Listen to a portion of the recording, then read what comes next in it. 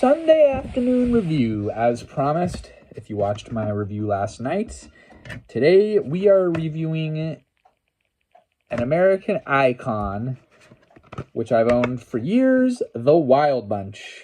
Another Sam Peckinpah directed picture. This movie is considered a masterpiece. This is the original director's cut, which was the European release, which is the full version of the film. It's 145 minutes long. The American film was trimmed down to 135 minutes, and 145 minutes is quite long, so much so that I even had to flip the DVD over. Did I like it more than yesterday's picture? It's a different vibe. Everything was comparing this movie to this movie because they came out back-to-back years. This came out June 18th, 1969, and this came out in 1970. This is a very mild-mannered movie compared to this one. Ultra-violent is what everyone describes this movie as, and for 1969, I was shocked at how many topless women were in this movie and how violent the gunfight scenes were. It originally was one of the earlier films to be rated R, and rightly so. I mean, the profanity, there's no F words, but a lot of profanity, a lot of topless Mexican senoritas, and the director, Peckinpah, wanted to cast a lot of non-actor locals as extra, which was his vision. He was heavily influenced by Akira Kurosawa's Seven Samurai that my friend Jonathan was telling me about a couple of weeks ago. So I guess this movie was heavily influenced by that. The cinematography in this movie was iconic, and I do agree that comparatively, this is the better of the two movies film-wise and quality of the cut and the editing and everything about it. This movie is amazing for 1969, and I even saw the word revolutionary to describe it. He shot over 330,000 feet of Technicolor film, filmed in Panavision. The movie had a budget of $6 million, and it grossed around $11 million worldwide at the time. And then it was re-released in theaters, the director's cut, in 1995. And it was filmed entirely on location in Mexico. It's kind of another tie-in genre where it's the closing of the American West. This movie takes place in a revisionist 1913. This is kind of the closing of the American West as well.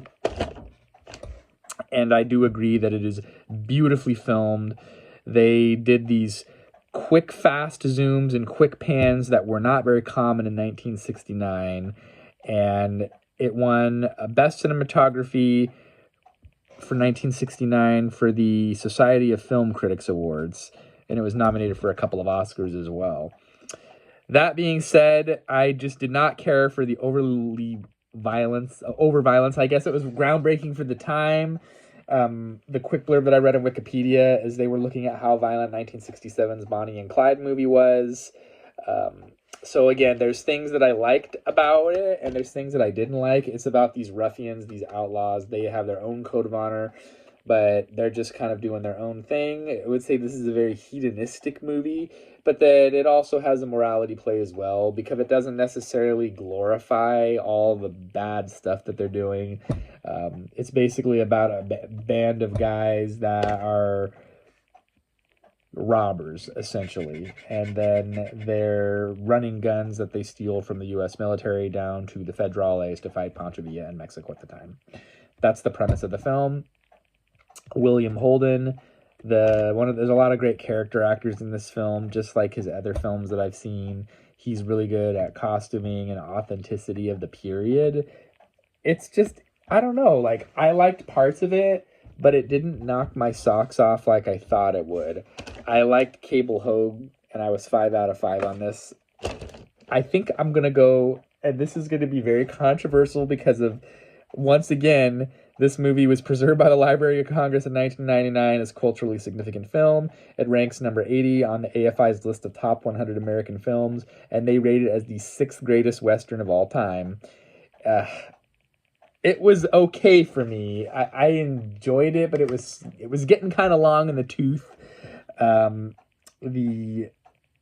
don't know. It was just something about it where it just didn't click with me, and it just wasn't my favorite film like I was hoping it would be, because I know Tarantino loves this movie, and this is one of his favorite films.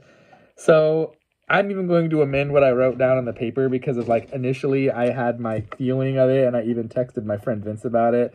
But I am going to go controversially 3 out of 5 on the Wild Bunch. Say what you may. Maybe I'm an idiot. Maybe I don't know what I'm talking about. So cinematography, I'm 5 out of 5. The way that he cast everything, I'm 5 out of 5. But there was just other things that just didn't sit well with me. And I know it was trying to push the boundaries. And he claimed that Peckinpah claimed that he wanted the Western genre to be more realistically violent compared to everything that had come out before. But and it was just like over the top. There's like so many over the top gunslinging scenes where people are just getting mowed down and the blood of the time period is like very unrealistic. 3 out of 5.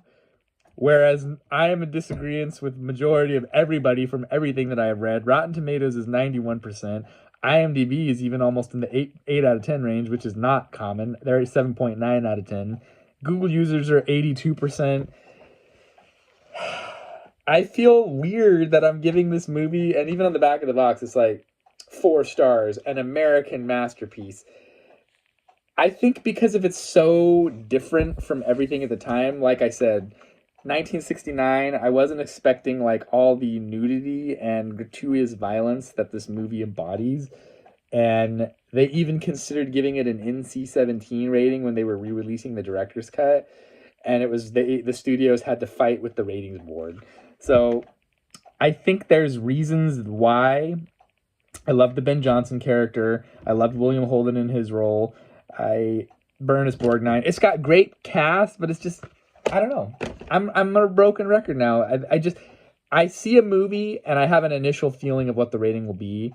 And my initial rating as the time went on, and even within the first 10 minutes, I can't explain it. I could just tell. And I said, this is a 3 out of 5 movie for me.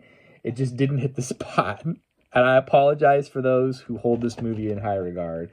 I own it. It's in the archives. Will I be watching it again anytime soon at 145 minutes runtime? Maybe I'm just fatigued as I get older. I still have yet to see the new Scorsese movie because I'm dreading having to sit through a 3.5 hour movie. 120 minutes is like fine. Hour and a half is perfect. So there you go. That's my review. Until next time. Comment. I want you to tear me to shreds, everybody, that I'm not 5 out of 5 on this American Western masterpiece. I look forward to the dialogue in the comment section if there is one. Until then, we'll see ya.